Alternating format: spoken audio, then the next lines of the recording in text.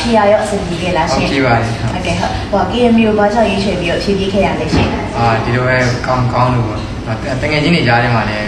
ကောင်းတယ်ကိုပြောကြအဲ့လိုဒီမှာလာရှင်းတာဟုတ်ကဲ့ပါဟုတ်ကျေးဇူးပါမောင်လေးဟုတ်ကဲ့ကျေးဇူးပါဗျဒီပါရင်စမ်းလေးလာဖြေရလဲရှင်တူတူလေးပြစားမယ်ဖြေရရောအဆင်ပြေခဲ့လားအဆင်ပြေပါရှင်ဟုတ်ကဲ့ဟုတ် KMU ကိုဘာကြောင့်ရွေးချယ်ပြီးတော့ဖြေခဲ့ရလဲညီမလေးဒီမှာတကယ်ချင်းနေရာနဲ့ဒီမှာလာပြအဆင်ပြေတဲ့ဒီကိုဒီမှာဒီမှာရှိရပါရှင်ဟုတ်ကဲ့ပါကျေးဇူးပါညီမလေးကျေးဇူးပါရှင်ပါညီမလေးဟုတ်ဒီနေ့ပါရင်စမ်းလေးလာဖြေရလဲရှင်တူဖေးကန်ပါပါရှင်ဟုတ်ကဲ့ဖြေရရောအဆင်ပြေခဲ့လားညီမလေးကဲပြေခဲ့ပါလေရှင်ဟုတ်ကဲ့ဟုတ် KMU ကိုဘာကြောင့်ရွေးချယ်ပြီးတော့ဖြေခဲ့ရလဲရှင်အခုလည်းကျွန်တော်ပထမဆုံးတစ်ခါပြေတော့လည်းအဆင်ပြေခဲ့တဲ့အခုနောက်တစ်ခါလာဖြေရတယ်လာဖြေရပေါ့နော်သဘောလေးကောင်းတယ်အဆင်လေးပြေတယ်ဖြေရလည်းအဆင်ပြေရောအားကြောင့်ဟုတ်ကဲ့ပါကျေးဇူးပါညီမလေးမင်္ဂလာပါညီမလေးတို့